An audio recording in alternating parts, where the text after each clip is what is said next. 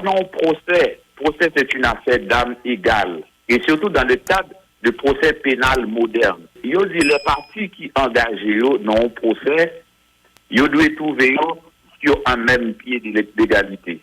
De manière à ce que yon n'a pas trouvé dans une position avantageuse par rapport à l'autre. Nous parlons de situation de droit pénal classique. Nous sommes dans une affaire de corruption dans laquelle sont impliqués 3 membres du Conseil présidentiel de transition. Ce n'est pas, nous parlons pas d'effraction classique qu'on était gagnant son vol, ou bien son viol, ou bien exactement, ou bien son meurtre. Nos non-infractions qui ont un caractère financier et économique sont l'autre type d'infraction.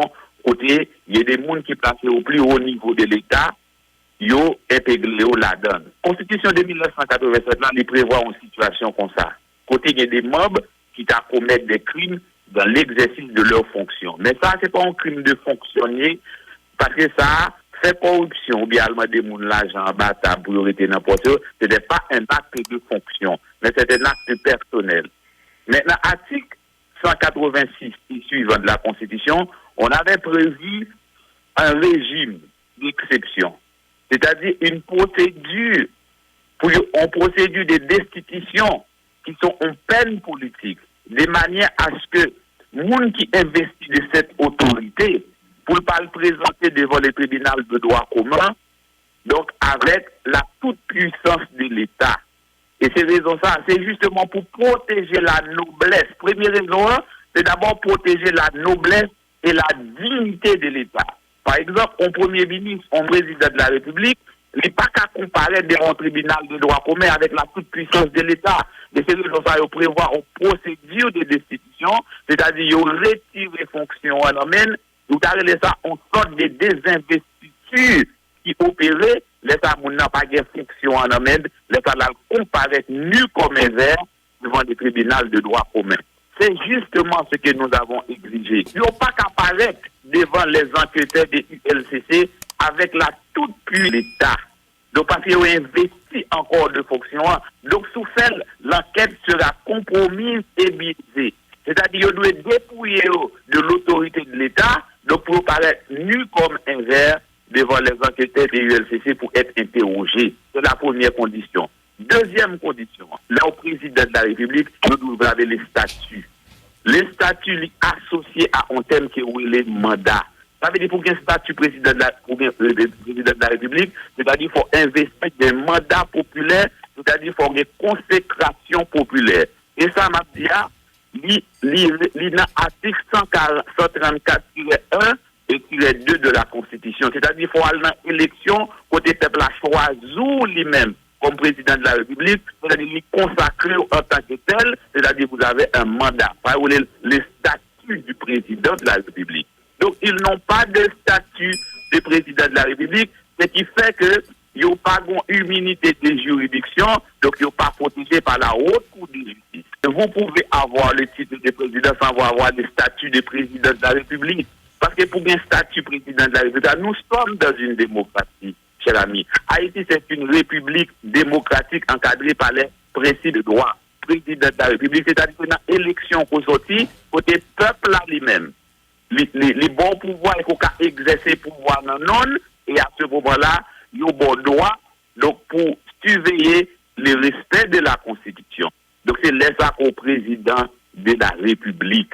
C'est ça, il dit en Constitution noire. Donc en Constitution qui est démocratique, il n'y a pas qu'à prévoir des gouvernements d'exception, il n'y a pas qu'à prévoir un régime provisoire. Ce serait jeter même les propres termes de la destruction même de la Constitution. En Constitution, pas qu'à prévoir les termes de sa destruction. Nous sommes une république démocratique encadrée par les principes de l'état de droit. C'est l'article 1er de la Constitution. Toute autre forme qu'on exerce au pouvoir, il n'y a pas un lien pour avec la Constitution de 1987. Autrement dit, vous devez poser cette question. Quelle est la relation aujourd'hui qui existe entre les conseillers du Conseil présidentiel et la Constitution de 1987? Aucune. Pas de relation.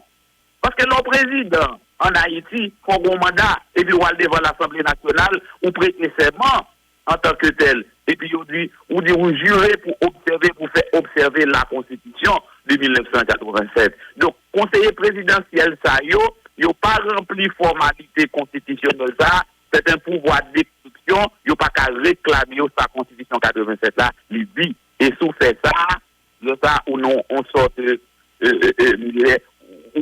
tromperie de la conscience nationale et de la conscience collective. Donc, ils n'ont pas d'immunité. Et c'est la raison pour laquelle nous disons, ils ont investi de la puissance de l'État. Et les faits qui ont investi de la puissance de l'État, ils ont trouvé une situation avantageuse par rapport à Raoul Pierre-Louis.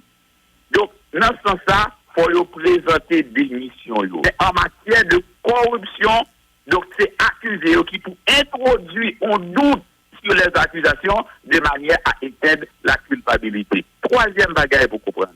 En matière de corruption, on ne parle pas de preuves. On parle de soupçons de corruption. Soupçons de corruption, c'est des faits à partir desquels on peut attribuer à l'accusé ou bien à la personne accusée des intentions blâmables et condamnables. Nous avons sollicité effectivement la confrontation, son processus, de manière à faire émerger la vérité autour de cette affaire. Mais nous nous donnons compte.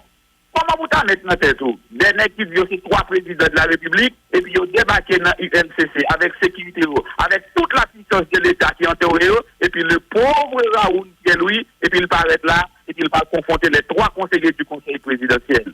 Maintenant, ils ont dit processus n'est pas équitable parce qu'ils ne sont pas à âme égale. La confrontation aura lieu, la fête quand même. Et nous disposons pour cette confrontation, la fête quand même. Et je vous assure que ces 3 conseillers y a démissionné pour que la confrontation puisse avoir lieu.